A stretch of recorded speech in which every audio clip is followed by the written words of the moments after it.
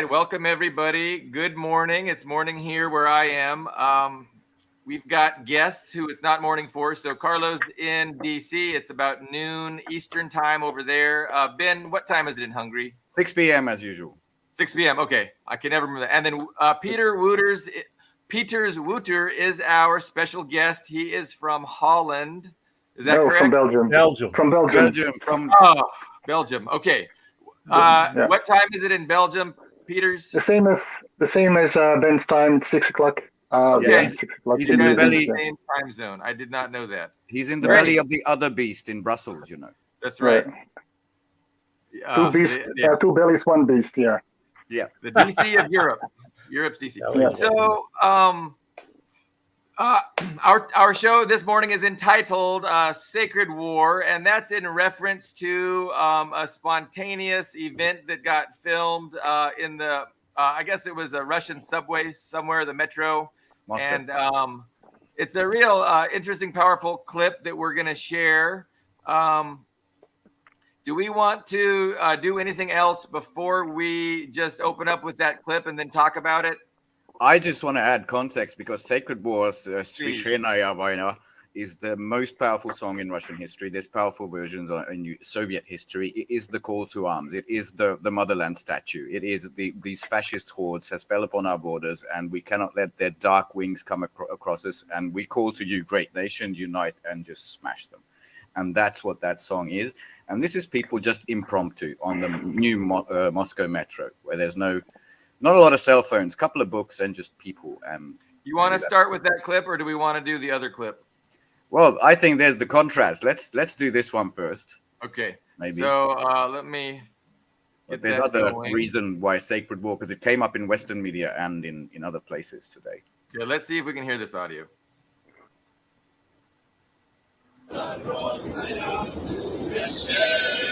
Rewind.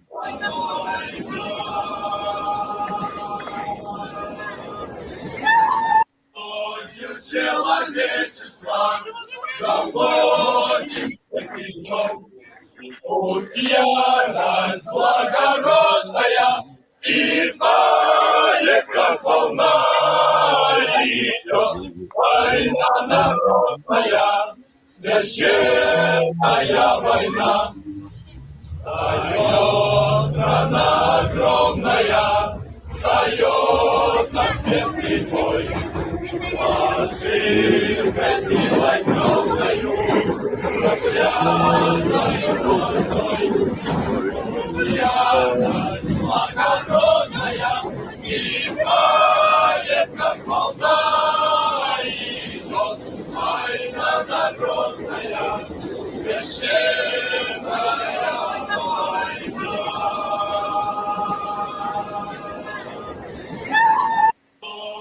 That's the clip.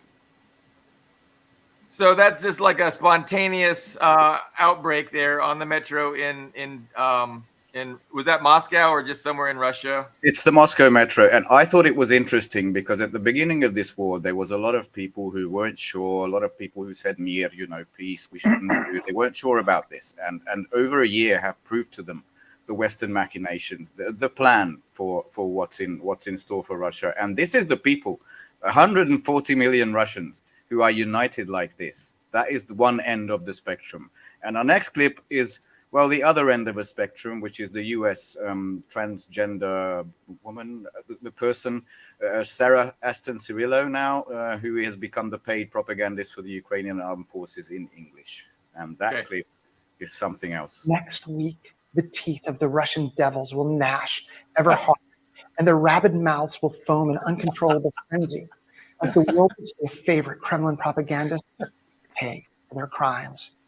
Russia's war criminal propagandists will all be hunted down, and justice will be served as we in Ukraine are led on this mission by faith in God, liberty, and complete liberation.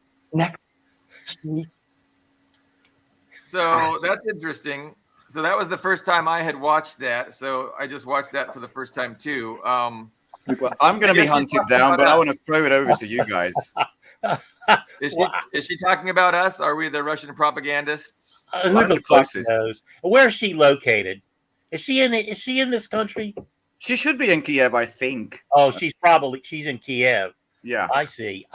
If she's in Kiev, I predict probably by next spring she'll have a bullet in her head, and deserve it. It's laughable. These are people that are taking my taxpayer money and giving it to New York public relations firms, lobbyists, people that know Edward Bernays inside and out. And that's how they use the American public, the ninnified American public. This is how stupid people are. They can't see through the propaganda. They use a transgender person as though that were normal among Nazis. Yeah, You have Ukraine's a not. historical record of killing those very transgender people. It's just insane. That's why I came up with this notion in the middle of the night last night, where I called U.S. and Western foreign policy the neocolonialist pataphysics. And people aren't familiar. Many people are not familiar with what pataphysics is. It's a phrase that Alfred Jarry, a French absurdist playwright, wrote. After World War I, he was so disgusted by the carnage of World War I, he took part in the Dadaist movement, and he came up and he wrote this very famous play, this absurdist play that is funny and as biting as you can get, called Ubu Roy, or that's King Ubu, and people who know their literature are very familiar with it. And so, but to give the audience, whoever they are, a sense of how this fits into Western thinking, or whatever, if it's considered thinking at all, in the conflict that they've engendered in Ukraine. This is what pataphysics is. It says pataphysics is a philosophy of science invented by French writer Alfred Jarry, 1873 to 1907, intended to be a parody of science. Difficult to be simply defined or pinned down, it has been described as the, quote, science of imaginary solutions. And I can't think of a more imaginary solution than having that ninny, that fool, threaten us and other people like that. If she wants to threaten me, I'll kill her. In a heartbeat. By the way, Imaginary Solutions was Plan B for the title, so that's a good one. Yeah. Can I play that one more time? I wanna hear that one more time. Oh God, okay. Yeah, let's all shiver together because we're going to be hunted down. Yeah, let's.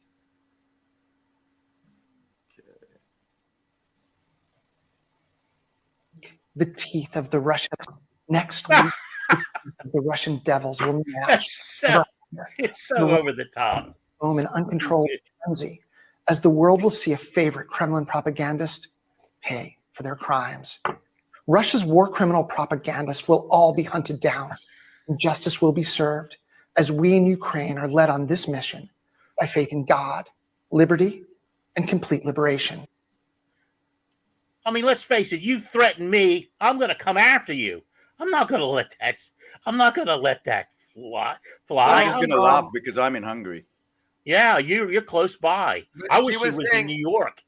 Does anybody know the context? She was saying next week some Russian propagandist is going to pay. Do you know what she's referencing? And then she said all Russian propagandists are going to. So I'm not even sure what she's talking about. Is that a recent clip, Ben?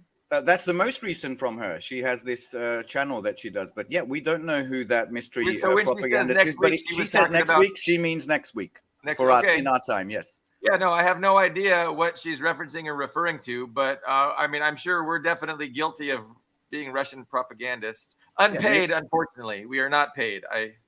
The thing is, it's out in the open. You know, it was Vladen Tatarsky, it was Daria Dugina, the assassinations, all take claim for this. This is terrorism. These are innocent journalists. Or the Russian propagandists, which is now everywhere. They are so desperate. This is their imaginary solution. And I just love the fact that an American man is the one who's doing this. Do you think the Ukrainian Nazis would be very, very okay with this? I think Carlo made that point. But do you think she has any real connections to the power base in Kiev? Do you think they take that seriously? That's absolutely not. She's the propaganda arm for the English-speaking audience. She's not seriously taken. They don't I mean, that's got to be even over the top for Americans, and I mean that's setting the bar low. That had about a month ago, she had a cutout cardboard Russian soldier behind her, and she said, "We know the difference. We are human, and they are not." And that got some pretty bad responses. But then she clarified, because it's cardboard, But she never was this insanely looking into the camera and just joyfully, "We're going to crush your bones." That's what it's something brand new. When there's absolutely no chance of that occurring, it's much more likely that she's going to get ground up and murdered. How stupid can you be? And to put your public face out like that, she's a dead woman or a dead man or whatever you want to call it. That's what it feels like to me. She's as worried as Zelensky, who just a couple of days ago threatened Europe. Exactly that we don't know how our little refugees are going to behave if you abandon us. But, good move. When MI6 turns on you, Zelensky, you'll feel the rod. Wouter, what do you think? It reminds me of this guy in the beginning of the operation. This British guy who was I'm looking for his name. He was a mercenary, a hired gun, and then he was captured by the Russians. And then Phillips, Graham Phillips, interviewed him when he was in custody, when he was arrested, and it was all tears. And I'm sorry, and I'm gonna, better my life. And later on, is this the guy who sang the Russian anthem in custody? I think I know the guy. He's Aidan Ashlin, I think. Yeah, that's it. Yeah, who goes by the name Cossack Gundi on Twitter, and now he's all back to all the Russians are bad, everything they're horrible. But he sang the Russian anthem beautifully when he was in. Oh yeah, I missed that. But can you imagine? Your life was really on the line, as much as it can be, and then you're liberated, and then you do the same thing over again. It's the same kind of stupidity. She or he, the transgender person, I mean, she can get killed by Nazis in Ukraine because of her, social position. And she just does not care. They kind of think they're untouchable. Yeah, I mean, she's there for a purpose. Bring in that support. Bring in those weapon shipments. If they stop, I think she knows. She stops. He stops. It stops. Well, and she's furthering the Western narrative that Putin is a barbarian, anti-gay, crusader, and that the Russia is about destroying homosexuality and redeveloping the Soviet Union. And so she's promoting that narrative, and she's giving a face to it, and she's saying, look how good Ukraine is. But yeah, like the reality is, like you guys are pointing out, like the Nazi element within the Ukraine society, they don't have any love for her at all. Maybe she's been thrown under the bus as we speak. Let's put a transgender person there with a hard talk. Any kind of fascist will kill her, and we can blame Russia and can play the homophobic, queerphobic card against Russia.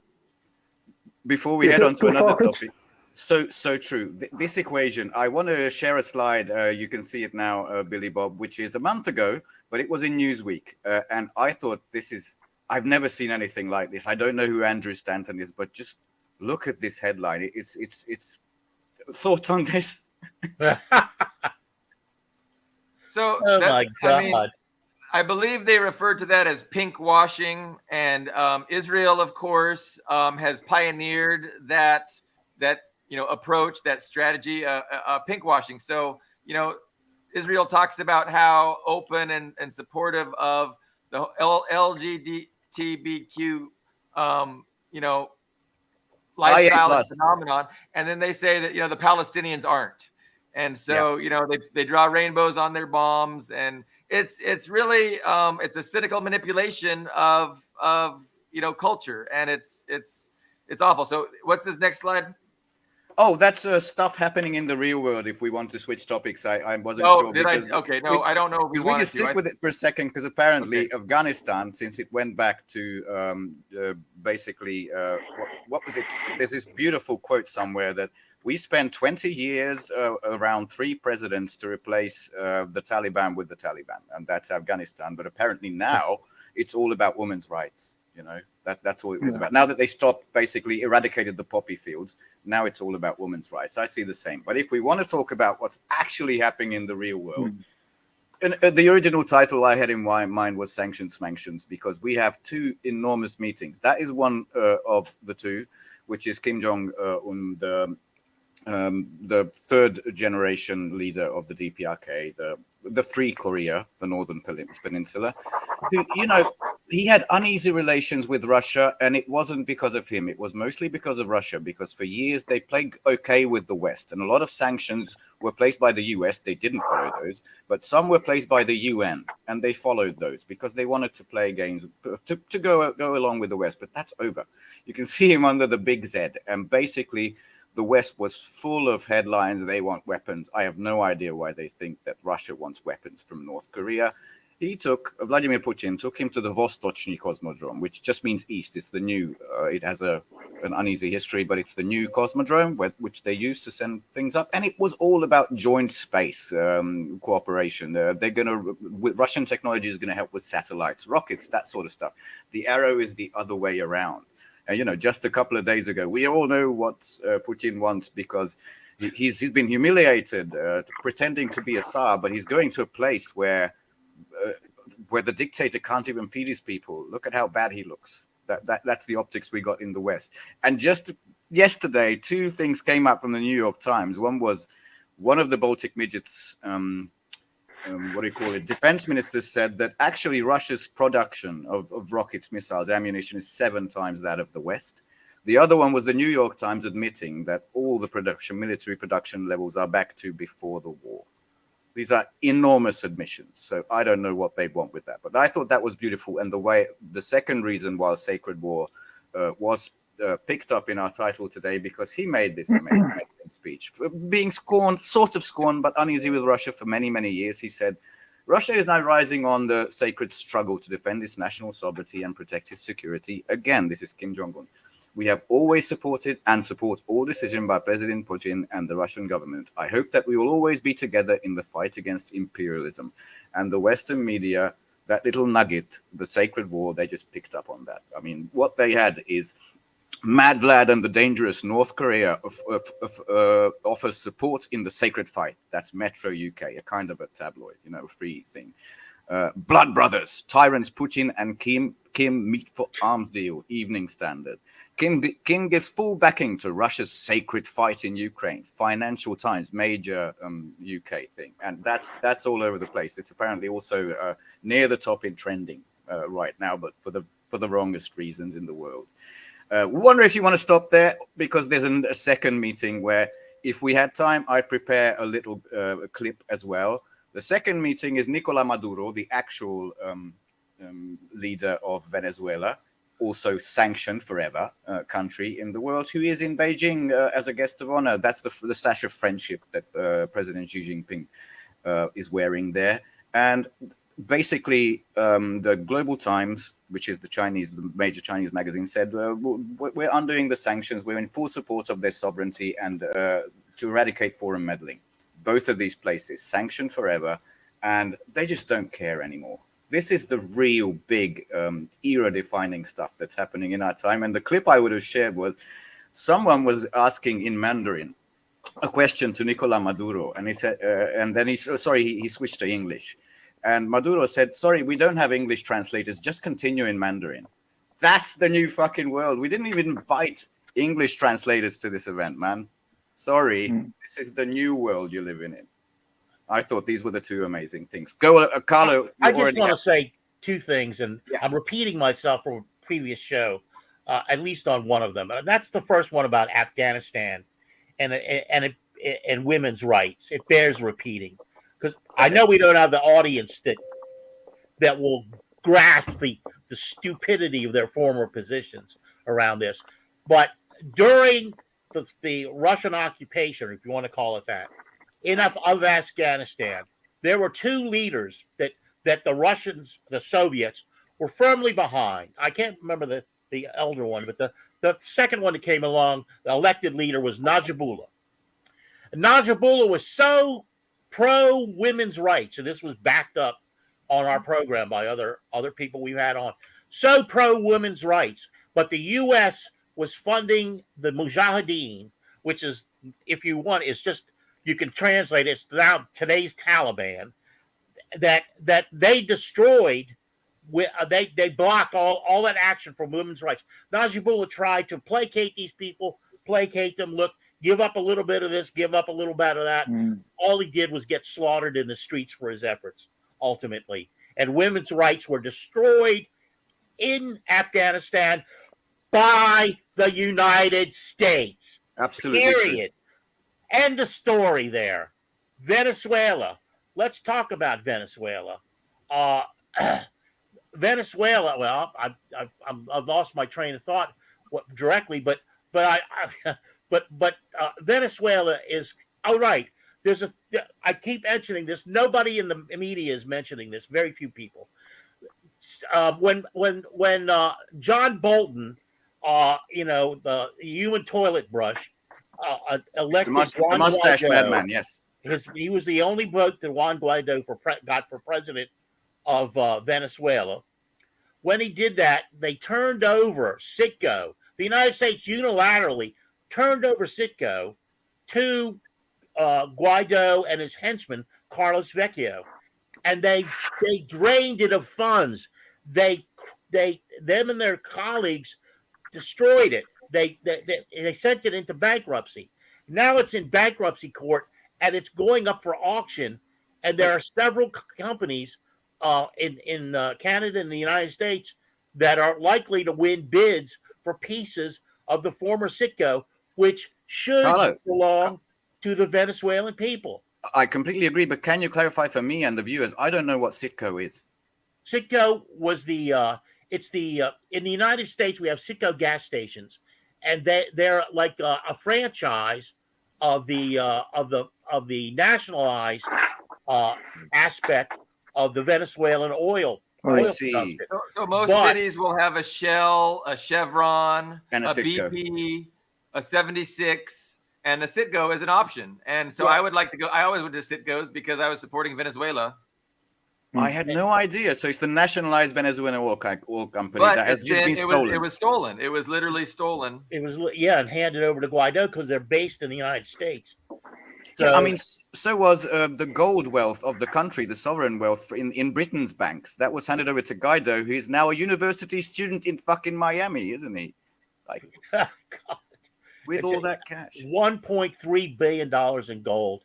It's just like, it would be like somebody who came into my bookstore when I had a bookstore and stuck a gun in my face and robbed the cash register. That's the level the United States operates at, folks.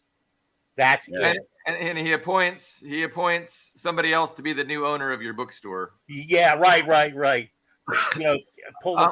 exactly. Wondering, following the theme of Juan Guaido, and he's in Florida. Tikhanovskaya is somewhere in Lithuania, who was the Belarusian Guaido, supposed to be. And I wonder if Zelensky is actually going to end up, if he's lucky, he might end up in a university somewhere in the West, maybe going back to acting. But he has to be very lucky at this point. Ashraf Ghani is still alive, the Afghan puppet for 20 years for the occupation. Yeah. Zelensky might end up on a lab in an anatomy class in the U.S. somewhere, medical school.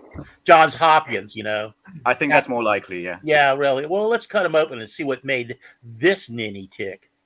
Boy, that guy is...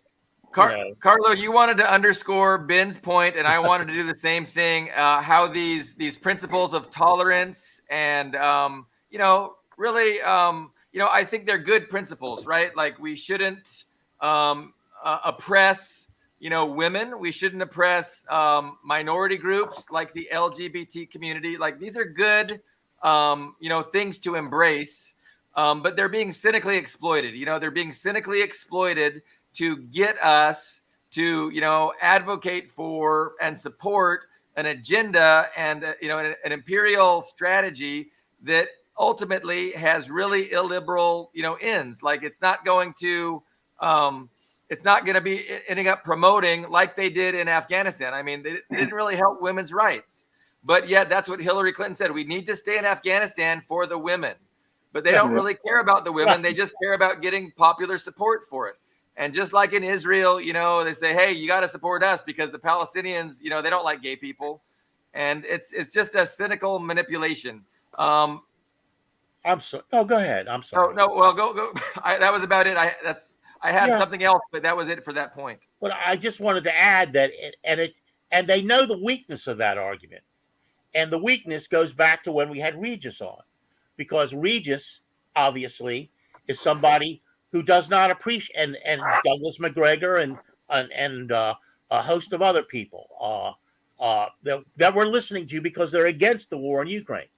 They don't appreciate LGBTQ people, so to have them out front is a way of also increasing the divide among the populations. And what is intrigued me and what occurred to me, I don't know when it occurred to me, but back at 2 a.m. 2 a.m. Yeah, well, 2 a.m. a few weeks ago was, look, if there's going to be a civil war like Regis's son has been talking about, who are going to be the combatants? I can't imagine my gay friends buying like 15 AR-15 rifles and going out and marching around in fatigues in rural Maryland. It's not going to happen. They're not going to do that. They're not going to be the combatants. They're going to be the victims, and they already are. But they're not going to be the combatants. So what the fuck are these loony bin people talking about? And I think what's going to happen are a bunch of Wacos. If the wackos are going to get the Wacos if they go out there, and they're going to be slaughtered by the deep state, which has so much more weaponry and firepower than those yokel jokels can ever hope for. Right now, the deep state is definitely giving lip service to promoting and promoting tolerance, and so but definitely they could turn and change their tune, and they will. But I mean, right now they're still promoting. You see the CIA promoting, their LGBTQ employees and things like that. That's hypocritical. Yeah. No, it is. It's completely. I wanted to make one more point, and then I want to let Peeters get in. Yeah. So I was just, seeing Venezuela come on board and meeting in China, and seeing, the the closening of relationships between North Korea and Russia, between Iran and Russia, between Saudi Arabia and China, between Saudi Arabia. It's like I've been saying for at least 5 years, and everybody has. It's been obvious, these anti-imperialist countries that are all under attack, under sanctions from the West. They need to get closer. They need to start working together and supporting each other. And Most natural really, thing in the world. Yeah, we're really seeing it now. Like, I remember saying I want to see more of it 5 years ago, and I don't know why I wasn't seeing more of it, because what's happening now could have been happening 5 years ago, and it maybe should have, but it's happening now. And so that's just a great thing. I just wanted to say, it's really good to see Venezuela tightening relations with, China, Russia, and North Korea. That's all great and tremendous. And the tighter, the better, Yeah, I'd rather talk about this than anything. It had to come to blows. I think Russia had to abandon its illusions with the West and show that it's not going that way, and yet it's still strong. It gave hope to 80% of the world. And that's a pivot point. That's a pivot point of these times. Yeah, strong Russia who defeated the Nazis, who now stopped being naive and being followers, halfway lapdogs of EU, US hegemony. And that has changed, and it took a while. Even a year and a half ago, I think in the Kremlin they were waiting for popular support. They were checking. They were not going in, military efficiently because of what is reminiscent, what is still there for amongst the people from European admiration for the Europeans and for the US.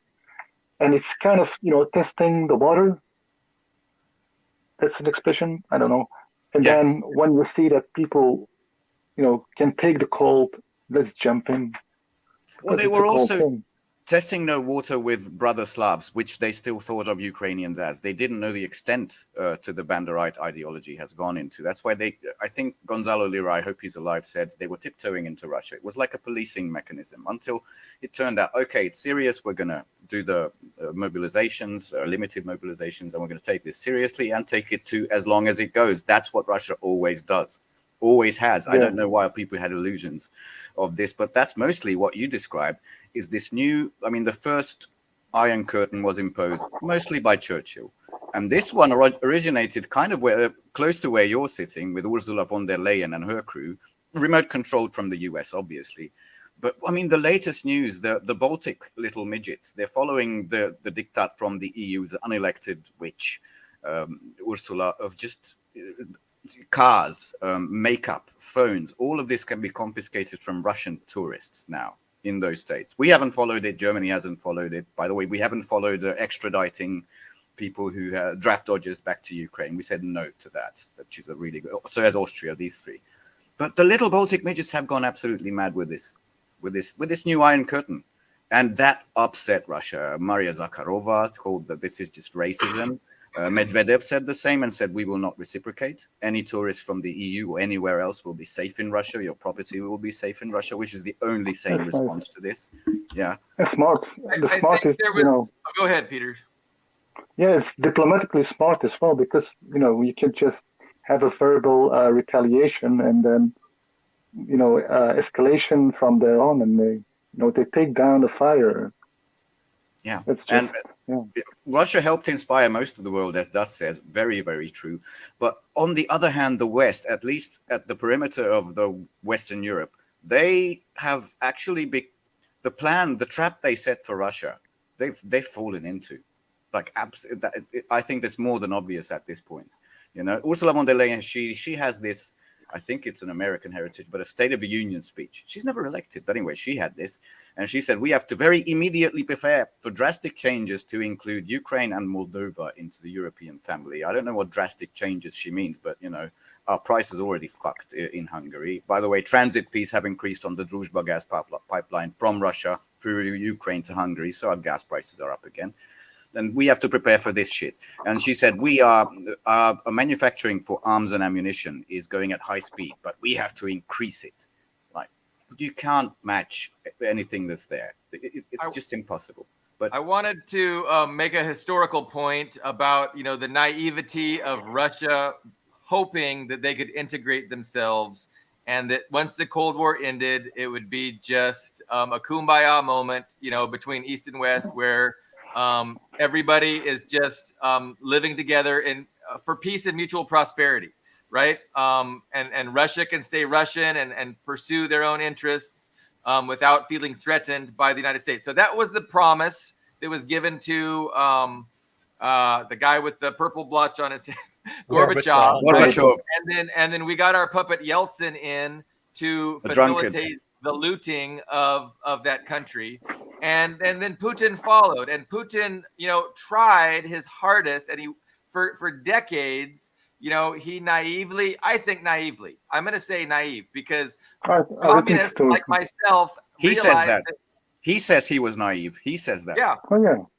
Yeah, it was never in the cards. The promises that the West gave to Boris Yeltsin and Gorbachev were false. They were lies. They lied to them about what would happen if you, and then they declared victory. The West declared victory, and now they went to collect the spoils.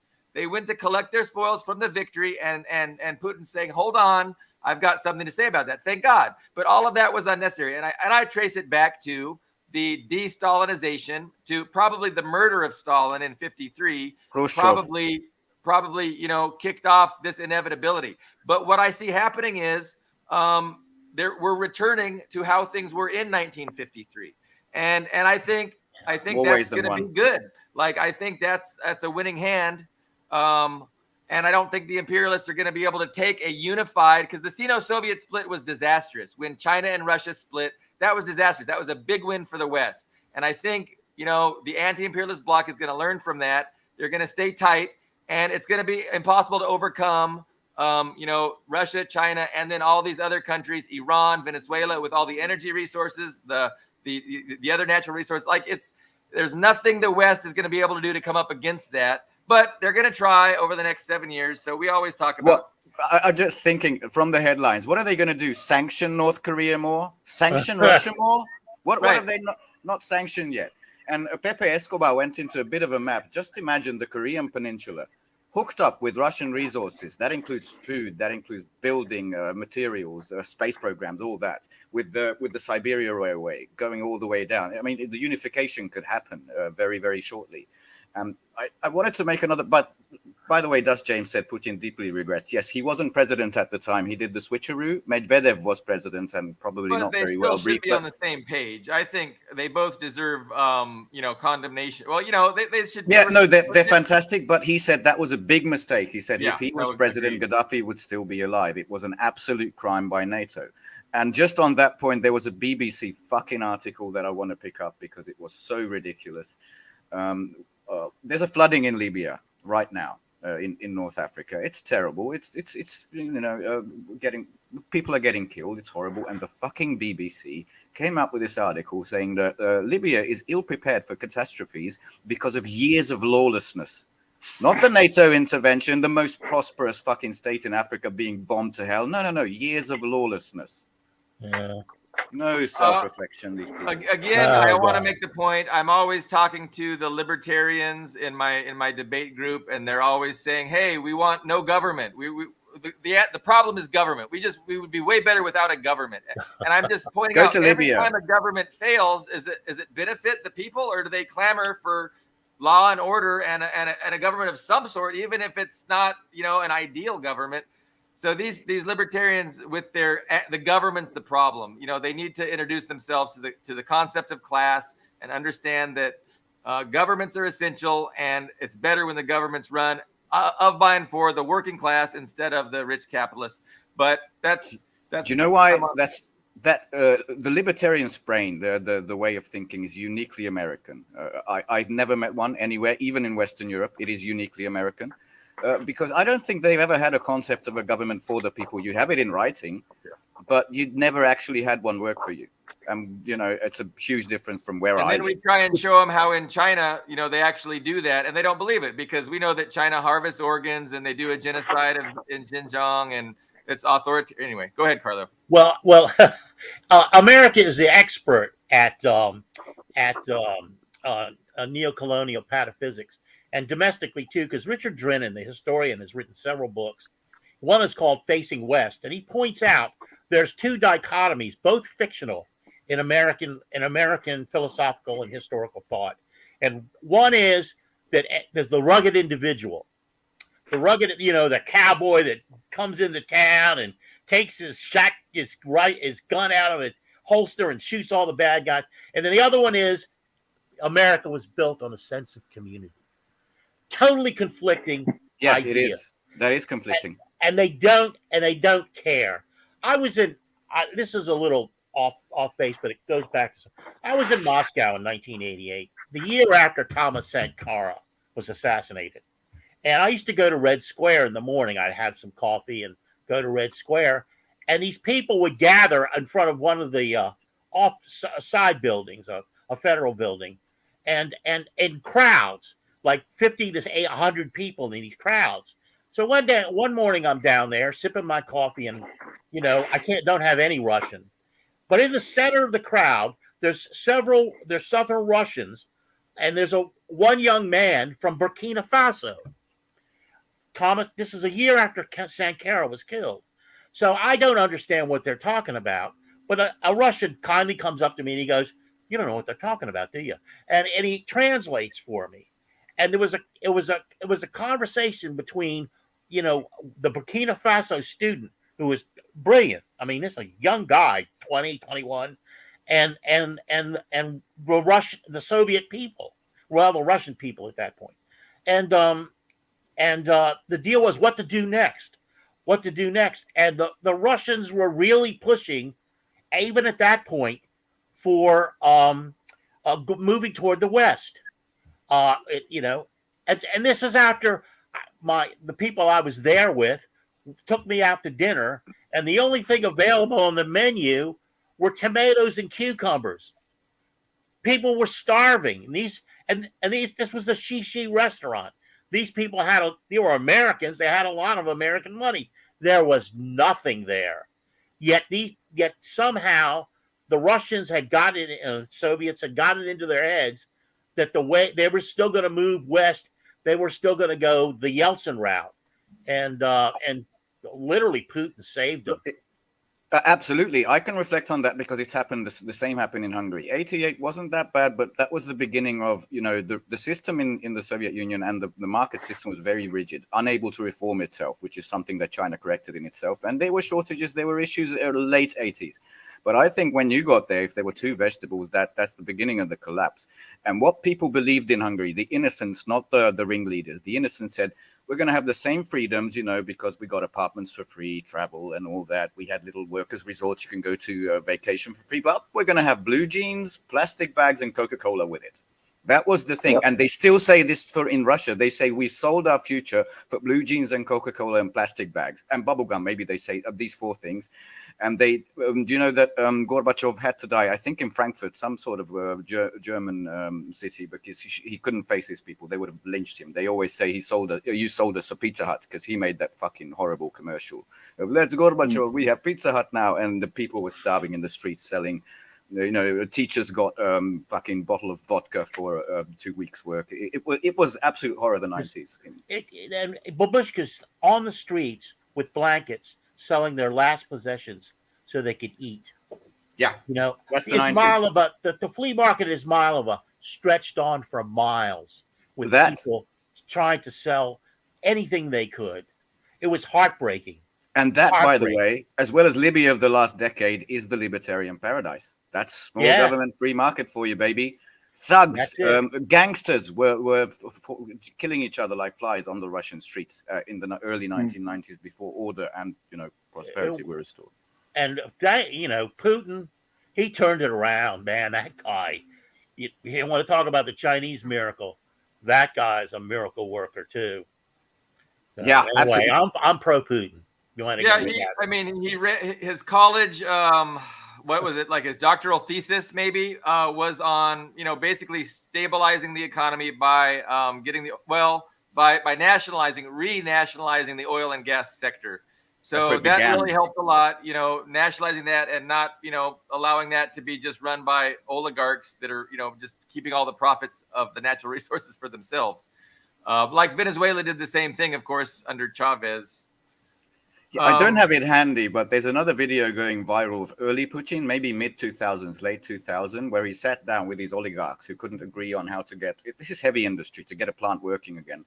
If you don't do it, gentlemen, we'll fucking do it for you. Now I don't remember the name of this guy, but he's famous because there was this case in the West that he's innocent, sort of like a Navalny case. But I don't see your name here. Come here. Sign your name. Okay, give me back my fucking pen. You probably see they give me back my pen. It was brilliant because it's just in 1 minute it sums it up. You want to work with us or you don't.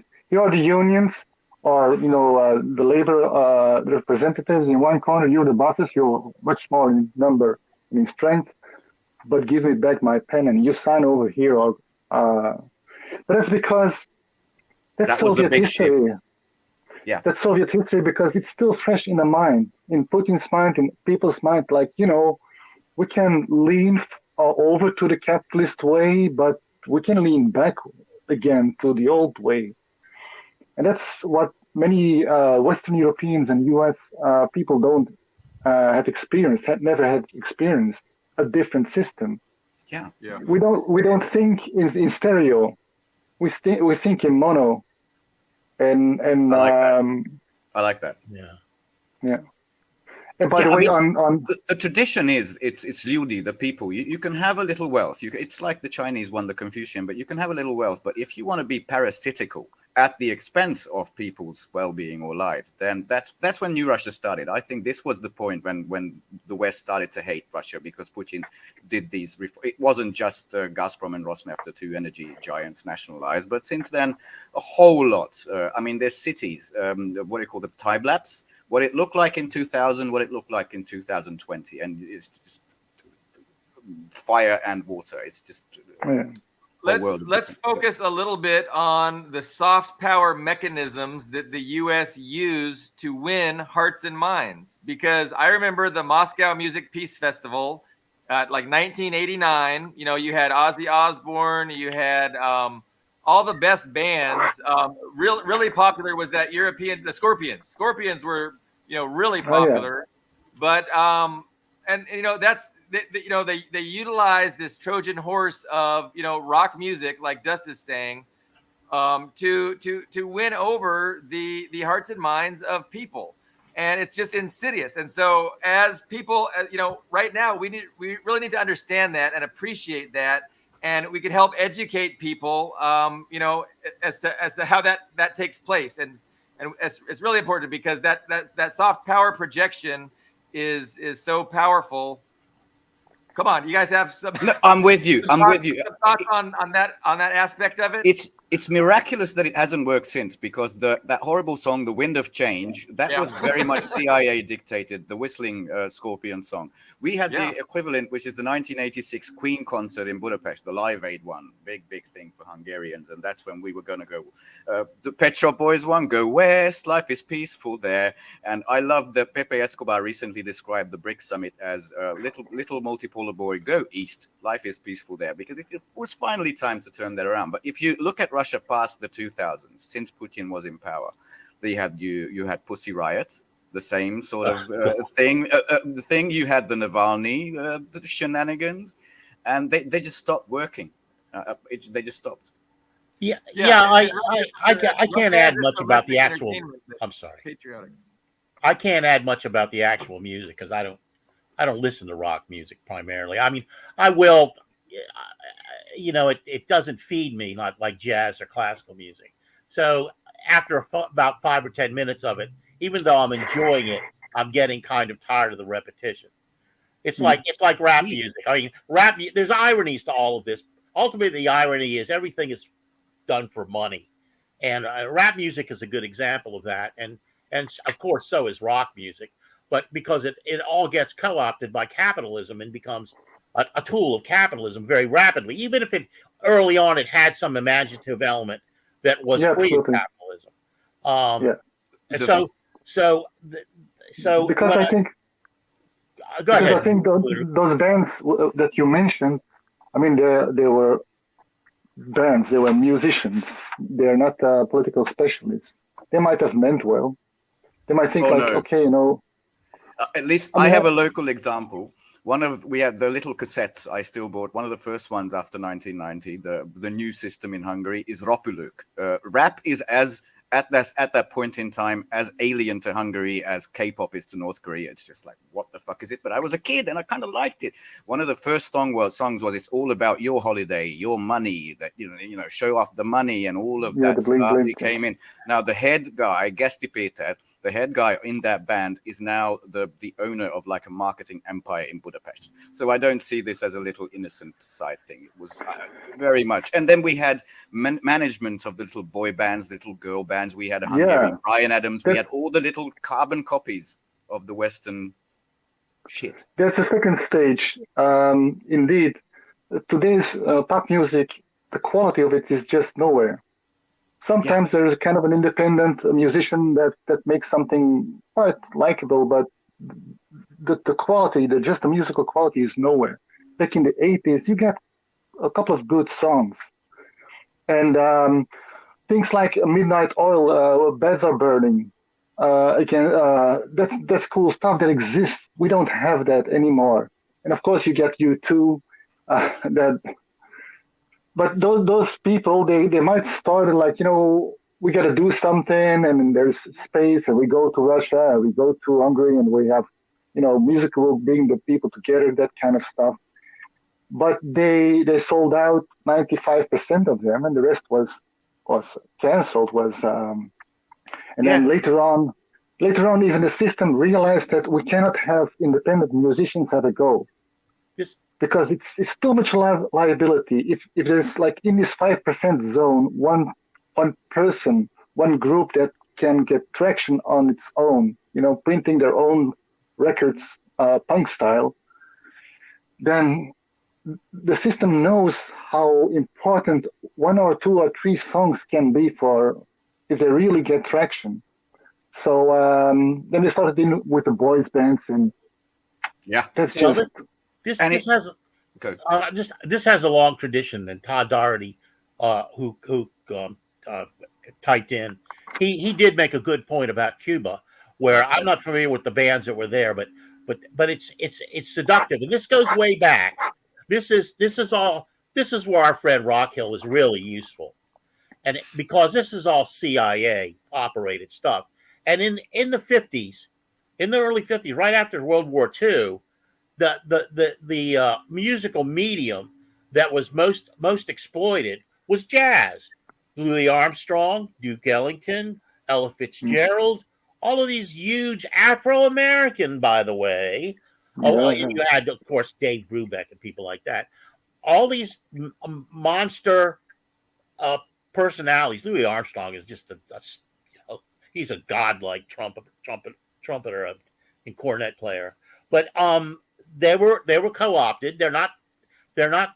They weren't politically sophisticated, and they went to Eastern Bloc countries and they played. And people loved them, and they rightfully loved them. I mean, Duke Ellington, come on. Yeah. So it's used. That's the way the United States exploits that. The deep state exploits everything and everybody. There, you could call me cynical, but that's where I get my cynicism from. I feed off the cynicism of the deep state.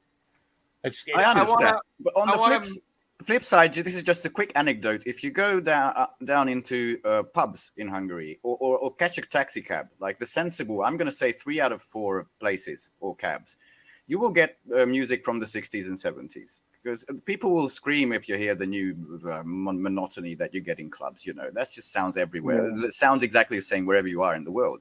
And people actually want to enjoy themselves, and they play the retro stuff, 60s and 70s, old blues, old rock music from that. The real music, that's what we want. People, people throwing stuff saying, cut that modern shit out from the 90s.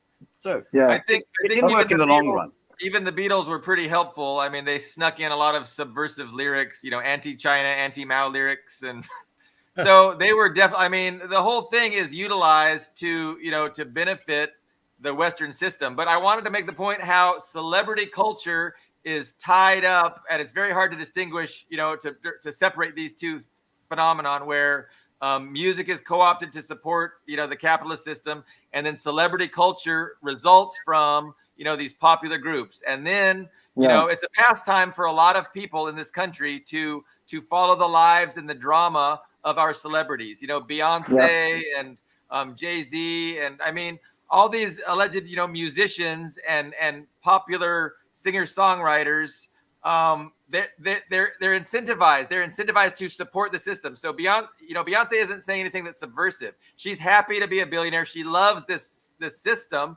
And so celebrity culture, people are incentivized. The celebrities are incentivized to support it and to promote it and to say good things about it. And if they ever get out of line, they're done. And we've seen that a few times where people get out of line and say the wrong things. They're just off the stage with the hook.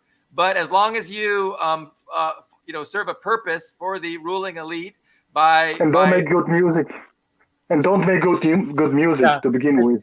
That's part of it, but I'm just going to try to drop a couple of names outside of music. One of them is Sean Penn. The other is Oprah, who you've probably heard of in the last week or so.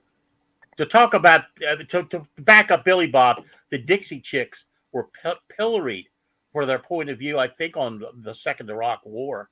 But yes, you're right. The other point I wanted to make was film. Film is the big place where it's occurring, because a lot of the scripts are being written by the Central Intelligence Agency. And if they're not actually written by them, the screenplay writer runs them by Approved. U.S. intelligence. So I think, yeah, Yeah. Rambo First Blood. I saw the movie, and I read the book. And the book is even, better than the movie technically, but it was for a part an anti-war movie, and at the same time, support the veterans. That's the core business, the core value of this document, this video document.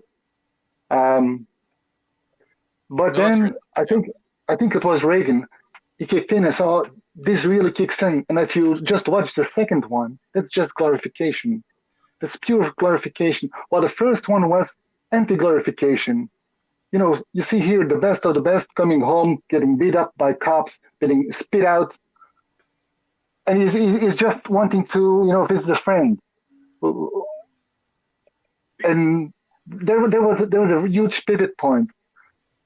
And the second, the third, and the fourth, they were, really badly made movies. And the first one, it was very well made. Movie critics, they look at that movie and it's like, the storyline, the atmosphere setting, the fact that it's not always over the top, not 50,000 bullets in the air. This is well made. And then they just go up it and they turn it around, and Stallone just goes with it because. Yeah. I mean, all of them were very subversive, but yeah, as Dust said, you have to sign off with the Pentagon if you want to, cheaply rent some Humvees, some helicopters to actually show them in a bright, beautiful light. Exactly. One thing I want to pick out, which was amazing to me because it's like Nazis in space. Do you guys remember Starship Troopers? That movie was concretely like a parody of what fascism would look like in space, and a lot of people today flipped it around, we're the good guys, the bugs are the bad guys. The whole thing was no, you're the bad guys here, and it's supposed to be in a comic fucking way, and it's turned into Idiocracy has turned into how the world should function instead of a bad example. Are you talking about the movie Idiocracy? Are you talking about the movie Idiocracy? The movie Idiocracy, yeah, yes. That's kind of a brilliant little satire. It is, but it has turned into kind of like a manual for the 2020s, hasn't it? Yes, it has. I mean, we would do much better with that guy as our president than Sleepy Joe, but yeah, I'm with you that far. Camacho. I'd like to add where I find it really dangerous always. This isn't connected to other issues, but when it comes to children, I remember when I first read about I was playing this game as a kid, Batman Arkham Knight or something, and one of the enemies had Venezuelan mercenaries. It was already at the level of video games, and I remember maybe this was 10 years ago when the U.S. Army and Navy went big time into esports for recruitment. They have their own esports guys with playing Call of Duty, which is obviously scripted by the same kind of guys, saying, yeah, compete and you can have an education. Just come with us to Iraq or wherever the fuck we're going next, Taiwan, I guess. But yeah, it's seeped into these because that's the entertainment industry. The gaming is not separate from that. See, that's a core problem for me. And I'm really very much alone in this country by embracing it. And that is, don't embrace anybody who's foolish enough to go into the American military. Don't say thank you for your service, because all they are tools of imperialism. And I don't care if you're, if you're a tool of imperialism, I don't like you. I don't want to be around you. I don't want to hear you. I don't want to give you any money. I don't care what happens to you. I don't care what happens to your family. I understand. For me, that's the bottom line. But you come from a shit background and you just wanted to get an education. You just wanted to not be homeless. I mean, I understand that aspect to it, even if you were naive. Well, go after the people that made you homeless. That's my suggestion. The U.S. just chews them up and spits them out like they do Ukrainians, Yeah. Well, it goes back to discussions with people I had, in the Midwest around my extended family. It says, they got a bunch of guns and the people they want to kill are LGBTQ people and African American people and Jews. I say, go after the people that have made you that stupid that to think those people should be targets. They're right there. They're not hiding from you. They fucking own your plant. They own your city. They own your city government. They're right there. Go get them. You got a lot of guns. Go get them, buddy. Yeah, That was. I do. I had I do a think. similar. Go ahead, Peters. Go. I do think that we have to point out individual responsibility. It's different. If you grow up in a very open-minded family, towards if you grow up into a family where everybody's a threat and they give you guns for your 5th birthday, but still there's a personal choice. And if you join the military, it doesn't take a lot of brains to understand I'm going to be trained to go and to kill someone over there in a faraway place. And will that be a righteous thing? Will that person be righteously killed by me? And that's the question that anybody can ask themselves, even if you're into the recruitment process. But maybe we should ask Scott Ritter if he's back on the show. I was going to bring him up because he's one of the great examples who said, "I'm going to kill a commie for mummy." He grew up like that. We are the good guys, and we're gonna make the world a good place. And Brian Boletic came out of that same thing. There's John Mark Dugan in Russia who was also in the military and came out on the other end. The same Mike Preisner, the partner of Abby Martin. Sort of lukewarm leftist, but still he came out of the other side being completely agast the war machine. And these are good things. There's many of them. In fact, many of the commentators now that are supporting the Russia against Ukraine and the West have military backgrounds. I just want go ahead, Pete. Yeah. Finish up, Wouter. We should not be too soft to those people because it's bad to do that from a moral or an intellectual point of view to tune down your own message to appease to someone, but you get the wrong effect by them. If you are too soft to people who once chose hardness in their lives, they will look at you as still as a softie. You got to go against that. Yeah. You're going to say, "Sorry, buddy, you were just plain wrong." There were many, pieces of information that you've already received not to make that choice. And you did it anyways, and you went there, and you were part of the killing machine, and because of you, people are dead. And you have to live with it, and the best way to live with that is to come clean and to, become a peace activist, like Scott Ritter is doing. What he's doing it for his own good, because and his countries. And his countries, the US would benefit greatly from coming to terms with Russia and China, and the people would have exchanges. He's doing it for America that he believes in, that America, He keeps his fighting spirit, but against the murder machines. And the other ones, they just go along with it. Yeah. Intellectually lazy people and moral, I don't know how to describe it.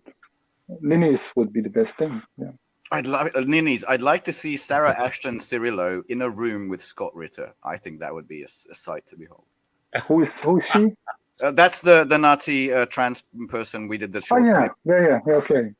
Yeah. See, now Scott is sophisticated enough not to attack her from her gender perspective. He'd eviscerate her sophisticated guy. verbally. Yeah. Yeah, so, I didn't mean anything physical. People need to be held accountable. No, I mean even verbally. I think he would, from a gender point of view, he would not have a problem with her ultimately. No. Go ahead. I'm sorry, Bill. Sorry. I had a very distant point way back in my brain, but it does escape me. I had a similar one that I wanted to say, and now it's gone. Sorry. So Carlo had discussed earlier about how, and Peters was talking about holding people accountable. I wanted to bring up a recent essay that I read, and it was pretty good. It was about how propaganda, it's not really brainwashing per se. It's more giving people a license to go along with something that they want to go along with. And so they know better. Ultimately, they don't really have an excuse. They're not brainwashed. They ought to know better, and they ought to be held accountable, like Peters was saying. And I totally agree with that. Carlo, you mentioned how, the people that are going to, have the military training and they want to turn those weapons, not on the people that oppress them, but on the the minority oppressed groups. So I wanted to say something to that, and it brings up this issue that really divided the left maybe 3 or 4 years ago. I'm not sure if you guys were familiar with it or if you're even know what I'm talking about, but there was this whole punch a Nazi meme. It was popular when Trump was around, and it kind of split the left. Like a lot of people were saying, hey, you see somebody in a red hat, punch them. It's good. They're Nazis. Just do it. Just, let's just go ahead and spontaneously initiate violence against Nazis because they're irredeemable and they're Nazis, right? And so to me, I couldn't really get on board with that. And I had the same argument that Carlo had. Like, why are you attacking these stupid, disenfranchised, ignorant people, that, well, the point about how do you even define a Nazi is a whole different point. But let's say there's an outright Nazi, doing his Nazi salute, and I don't really have sympathy for them. But the point is, if you're going to fucking punch somebody, if you're going to initiate violence, why not do it to Wall Street? Why not go to DC and hit a fucking politician that sold his fucking soul out, sold you out, sold our country out, for these billionaires? So it's the same thing. This punch a Nazi meme, it was punching down. And I don't want to punch down. I don't want to punch down on the LGBTQ. I don't want to punch down on Jews, minorities. But it's the same thing. Like these fucking idiot Nazis, they're not the ones with fucking power. I don't know. I think that was just a kind of popular false flag. No, I remember this. I wasn't involved with it at all. But I will tell you one thing. Richard Spencer got slapped. That's where that began, wasn't it? Yeah. Spencer, He deserves more than that. But obviously, and the people that will mete it out to him are actually. Yeah, my opinion wasn't that popular. A lot of people didn't like my opinion, but thanks for letting me share it. The guy that will mete out justice to Spencer is the deep state. It's clear, or it's going to be his own people. One of them. It's not going to be the people that are talking about punching MAGA people. I mean, you talk about Wall Street. Let's attack Wall Street. Well, who did that? There was an anti-Wall Street movement. They camped out for months. They were pilloried in the press. They were derided by the New York Police Department and beaten and trivialized and made fun of. And they really tried to attack Wall Street from their perspective, not with weapons, but they camped out after the 2008 Wall Street collapse. Bloomberg got his mounted cavalry to run through their encampment. Exactly. Just like the bonus army back in the day when, when they drove these people who wanted their bonus early because their families were starving. Yeah. So you have the young MacArthur general who became a general. You had Patton and you had Eisenhower all mounted and driving people out of the ruling city. class was like, hey, you can go far if you keep doing things like that for us. Right, exactly. And I'm almost old enough to remember that actually happened. So, and it was right here. I can take you down to the site. But anyway, I just want to make that point. I mean, whether it's people have tried to do. Many people have tried to do exactly what you're talking about. Okay. Yeah. I mean, I think that. Sorry, Dan, you go. No, I think we should study a little bit the principle of an imminent threat. And if a threat is so close that when it gets to action, you cannot stop it, the threat becomes violent. Violence in itself, it has to be equated to violence. If there is a Nazi, and we have to define what a Nazi or a fascist is, because don't throw that to in all directions, because then it loses its value. A Nazi or a fascist is someone who is ready to use violence in a gang, in an organized way, real hard terrorist violence against a union leader or against a journalist. Those people, they have power. Then they're not powerless people. They have power. Because if you kill 1 or 2 or 3 union leaders or the Black Panther leader, that has decades-long effect.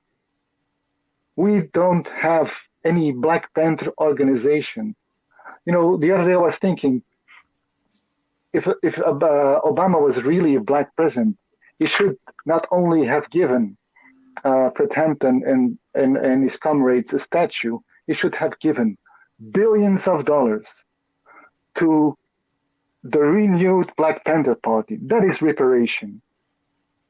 The rest is just the fact that those murderers got away with it. Whether it's fascists that act on their own in some woodlands and, a militia, or fascists in government who kill Fred Hampton and his peers, that is fascism. That has huge power. This Spencer guy, he is not powerless. He's got a following. He's got attention. Words are not without actions. Words are actions. Words are dangerous. And we should cancel people. We should censor people. We all do. I'm not with you We there. all do. And it's a simple thing, Ben. Would you have another pedophile, a child abuser, canceled in a school garden or not? Would you censor that person or not? I would. That's not cancellation. We have laws against such fucking things. We have the Russian-style child That's, protection laws. that's legalistic. That's legalistic. You have to start from a moral point of view. Okay, moral do you point make of view. people share? There are Hungarian. All right. No. There are Hungarian iterations of Richard Spencer, and basically they're football hooligans who just want to do the Sieg Heil and have black and white flags. And who cares? Their ideas are shit, and they've always failed. And most of the people know that, so they're mostly laughed about, especially since the special military operation in Ukraine. They're irrelevant. So I say, let them speak, because as soon as someone says they can't speak, they can organize, they can have a bank account, that can spill over. You know what can happen to states? The next one could be this group, that group, blue, whatever. You had white terror in I think, we had it in Hungary, 1940s, just the lead up to the war. And sooner or later, everybody could become a red or a Judeo-Bolshevik. Whenever you hear that phrase, that's Nazi propaganda, by the way. And those people ended up in dungeons or just disappeared forever. But see, in America, we already have that, but it's directed at African Americans. I mean, they're redlined for buying houses. They're defrauded or denied loans, home equity loans.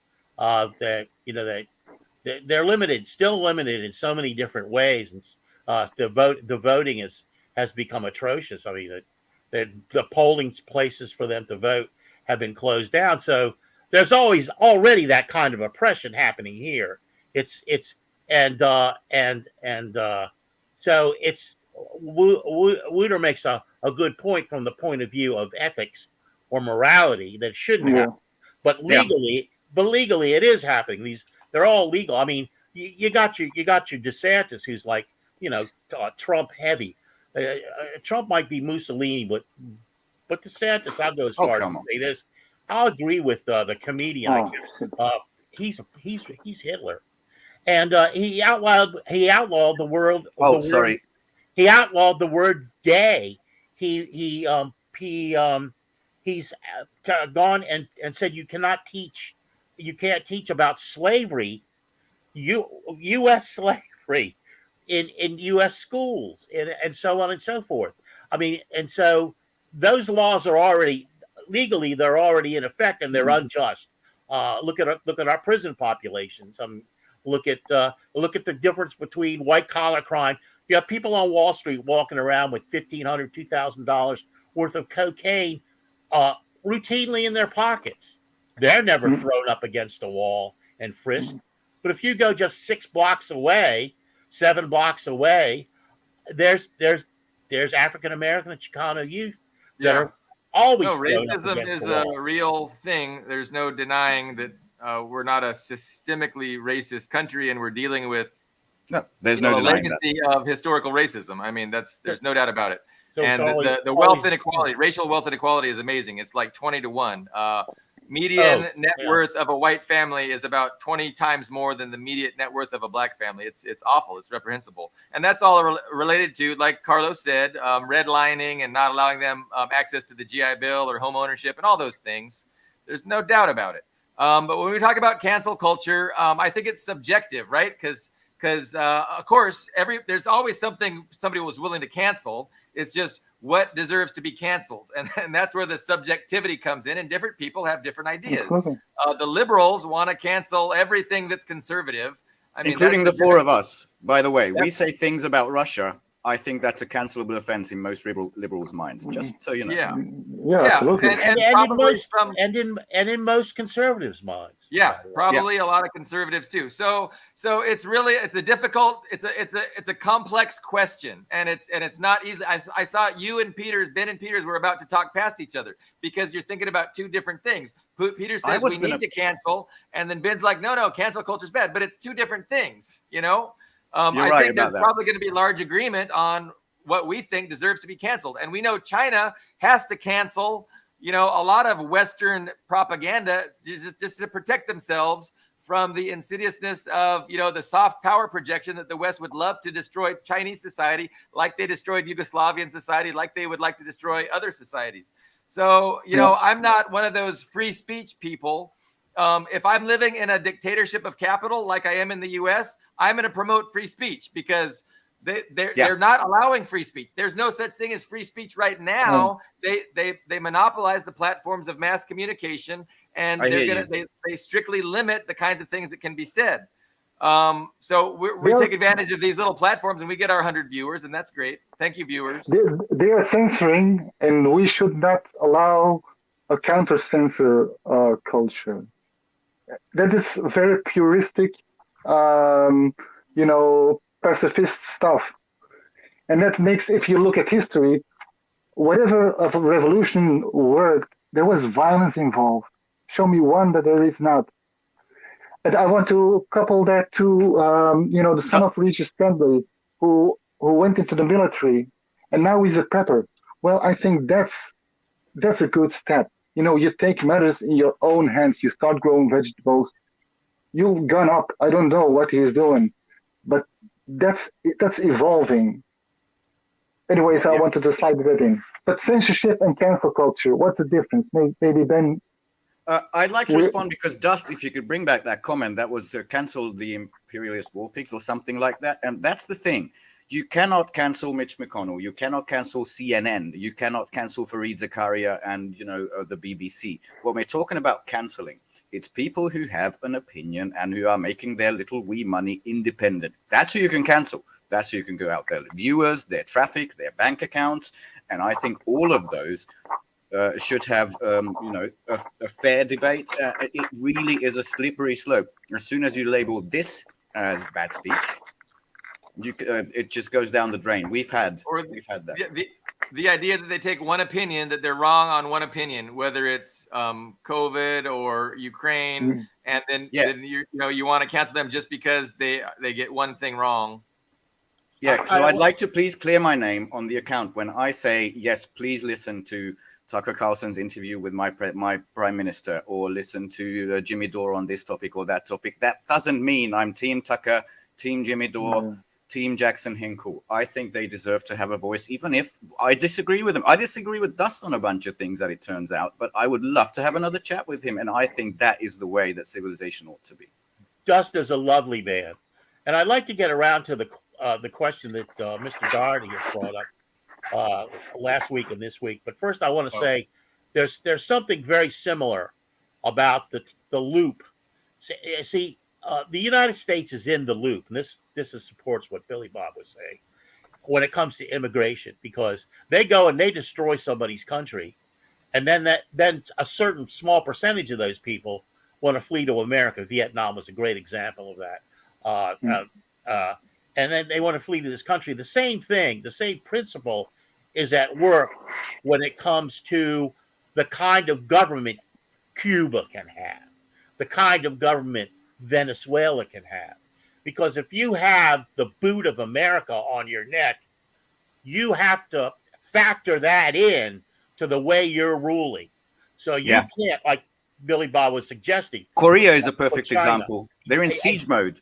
Exactly. You have to have somebody that appears autocratic, that doesn't want to have a series of elections where the U.S. every 4 years gets a chance, or 5 years gets to run some piece of shit that they come up with, like Guaido or somebody like that, or to go back into history, the Somosas, or Yeltsin. the And that gets to the heart of what is actual democracy. Like Right, that gets to the exactly. definition of democracy. I think the government that cares about the people and works to further the people's interest is the democratic one. And the one that has elections that are bullshit, like that's not democracy. Like you can vote for one of 2 billionaire puppets. Like that, how is that democracy? Nothing's ever going to change. We're going to be serving the billionaires, and nothing. And that's democracy. Like shut the fuck up. Right, That's right, Mr. Bongo in Gabon.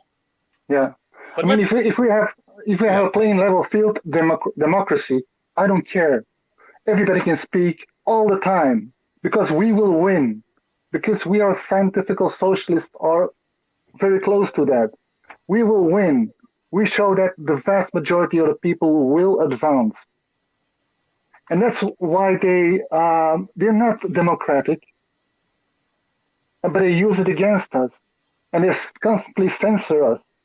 And they tie one hand behind our back, and now we have to tie our own other hand behind our back as well, not censoring people. We should do that.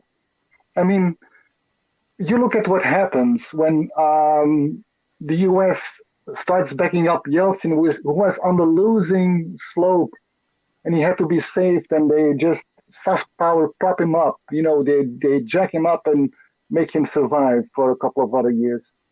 Yeah, they rigged that election. Interference. That's pure undemocratic thing. No. Yeah. Okay, cancel those people. So yeah, I'm the other European voice, so I feel I should respond that my perspective is different because in our country since 1990, the Communist Party was looted, made illegal. You cannot have a Marxist-Leninist political entity. Most of our songs, the symbols of the Soviet Union, are considered tyrannical symbols of tyrannical rule, the same as the swastika, and I think that's totally unacceptable. But on this point, let's just get back to a little recent news. This is a fucking Australian headline. I mean, just leave it to Sky News to bring the absolute big guns out. This is what they really fucking think. And I checked out who this expert was. They really believe this.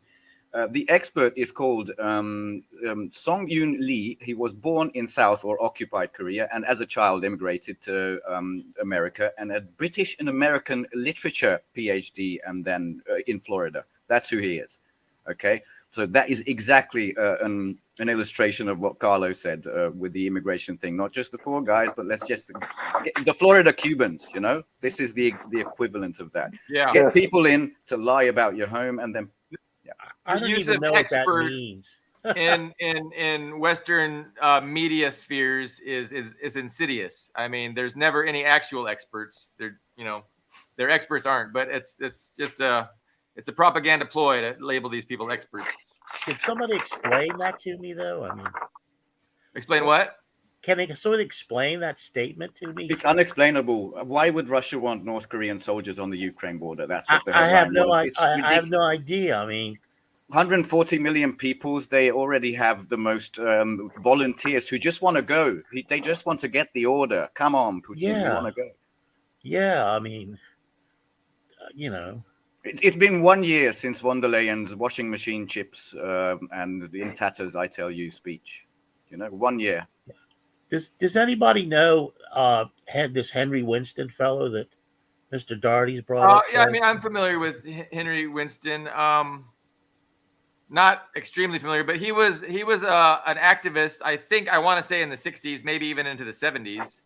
But he was just an activist commentator. I think he was a Marxist. But yeah, I mean, no, I like Todd.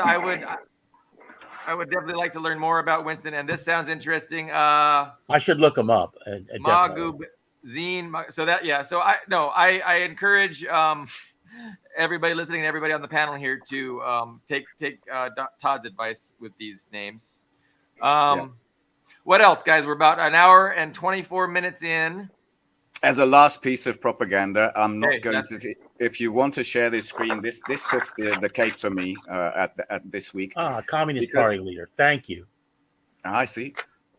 Because the British, this is from the Telegraph, and the British media has employed a brown-looking woman, possibly of Indian descent, Sherelle Jacobs, you can share the slide now if you want. And the headline was, Britain has already surrendered to China's war on Western civilization. And the main picture she used is the 9/11 fucking explosion. Have you ever seen anything like I that? believe that was Talk actually about China.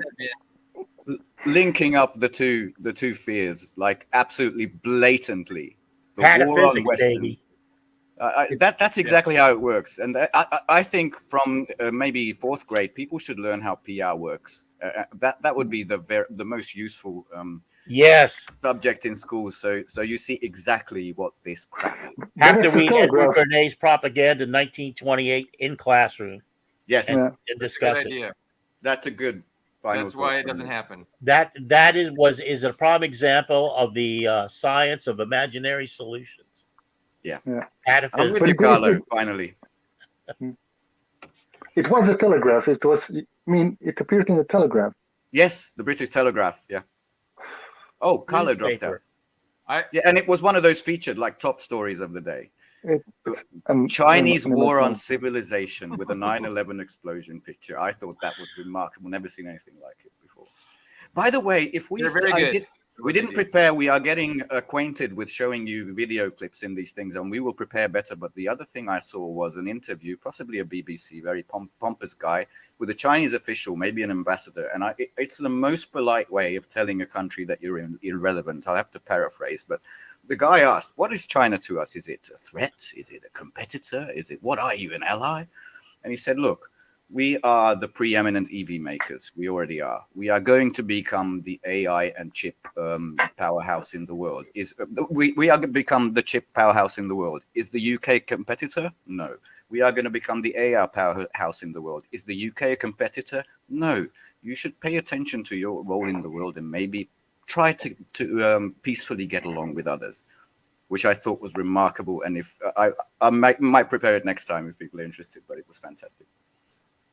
There needs to be a small bricks on the side table for giving them an impression that they have still something of any kind of influence. That picture, like, what it was, a small table at the side for the kids. Oh, that was, yes, for Emmanuel Macron. That was the statement from the Russian.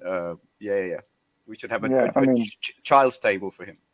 But to go back to the image of 911 and that statement about China, the reality was, at the time, Saudi Arabia, a strong, firm ally of the United States, the country's so linked that it was called the petrodollar, which was the major currency making the world turn economically. Yeah, since the 70s, yeah. One attacks the other.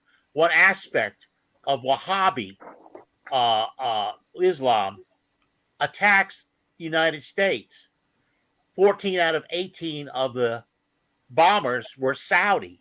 It's very clear that members of the royal family, including the current leader of Saudi Arabia, may or were, certainly some were, involved in the planning of all of this. Yet that can all be ignored, and you can take another country that had nothing to do with it, Iraq. Yeah. It was China, Carlo. Today it would be.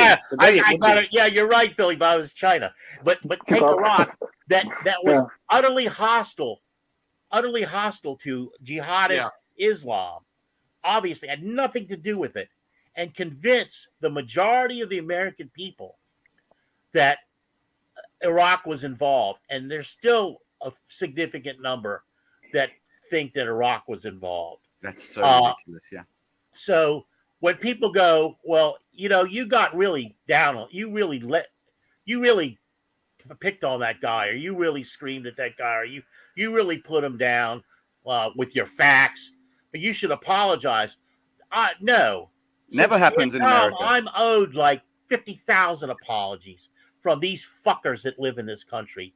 And if I could have been born anywhere else, if I could have been born like on Ben's block, I would have chosen that over this shithole. it's just that's the kind of disgusting crap you can put over on these fools here. And I don't know how it is in the rest of the world, but you would have loved the old country too. Yep.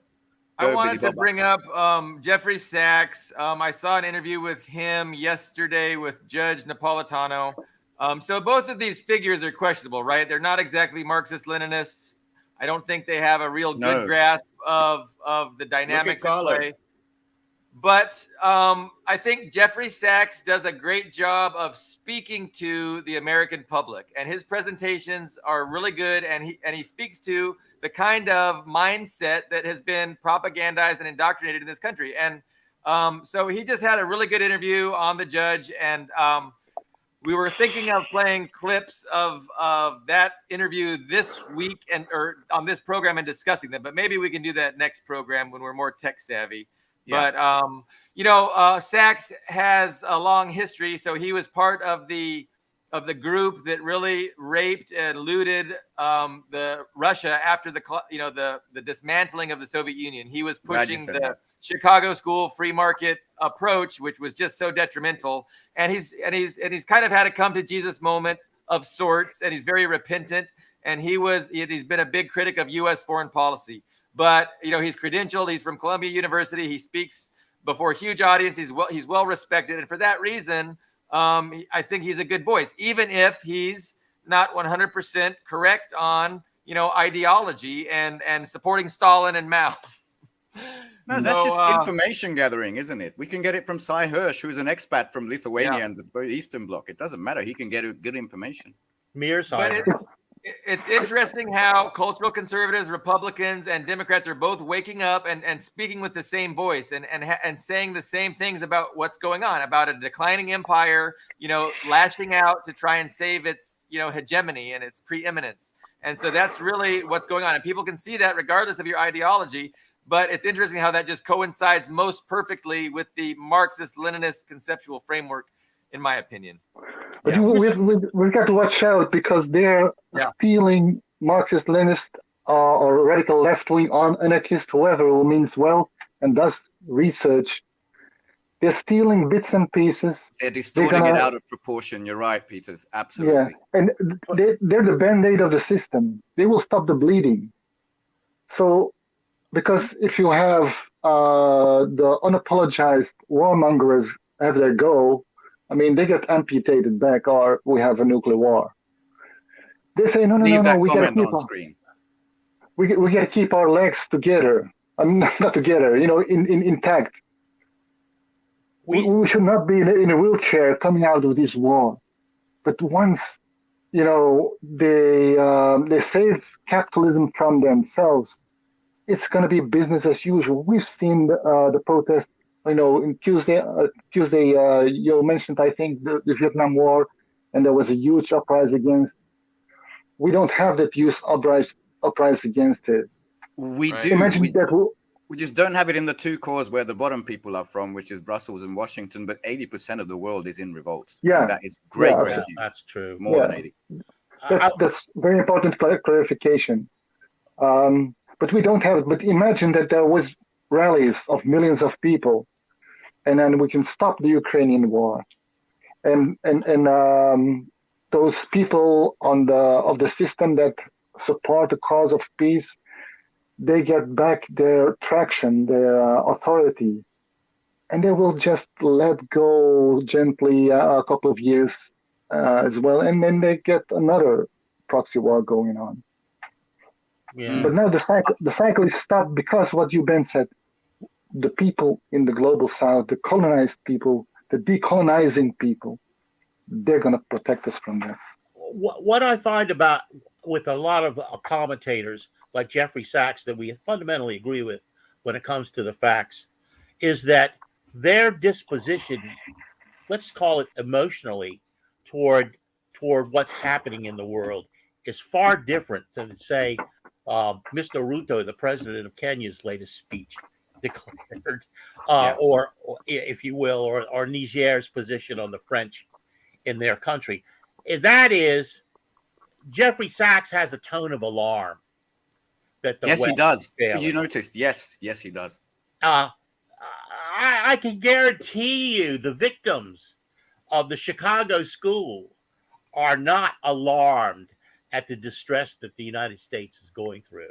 I mean, I'm already buying party favors and firecrackers for the ultimate demise. I'm going to have a big party, and I'm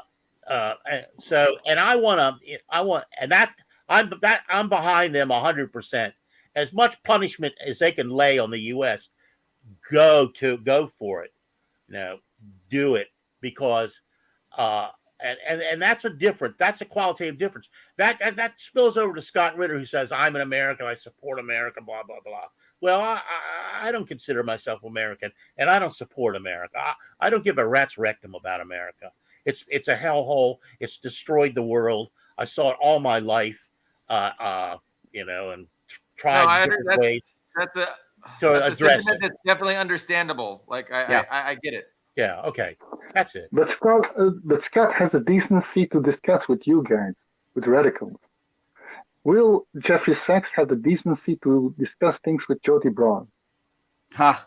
I'd love to see it, but I that doubt would be it. great. 3 hours on a roll. I'd love to see Those it. two. I doubt Jeffrey Sachs has any interest in doing that, but I would love to see it. I agree. That would be great viewing. Well, to let's end wind on- down.